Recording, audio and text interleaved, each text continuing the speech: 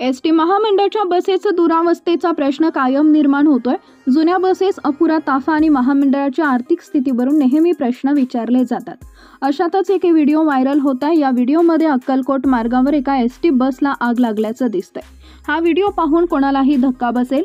सध्या हा व्हिडिओ चांगलाच व्हायरल होत असून एसटी महामंडळाच्या खालावलेल्या अवस्थेवर पुन्हा एकदा प्रश्नचिन्ह निर्माण झालेत। या व्हायरल व्हिडिओमध्ये तुम्हाला दिसेल की एक बस रस्त्याच्या कडेला थांबली आहे। या बसनं पेट घेतलाय, आग कमी आहे। प्रवासी, बस ड्रायव्हर आणि कंडक्टर बसमधून खाली उतरत आहेत।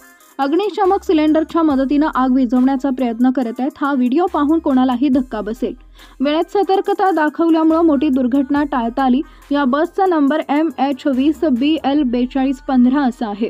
बस ही जुनी असून बसची बॉडी सुद्धा खराब आहे। या घटनेनं सोशल मीडियावर एकच खळबळ उडाली आहे।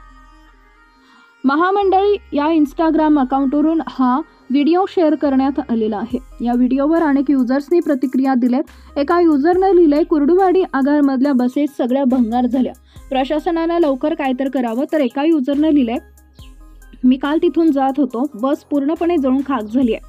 आणखी एका युजरने लिहिलंय, उन्हाळ्याचे दिवस आहेत, थोडा वेळ थांबून जावा, प्रवासी सुखी घरी पोहोचतील। एक युजर लिहितो, बस जुन्या झाल्यात, नवीन बस आणा, महाराष्ट्र सरकार झोप घेत आहे। तर एक युजर लिहितो, याकडे सरकारने लक्ष द्यायला पाहिजे।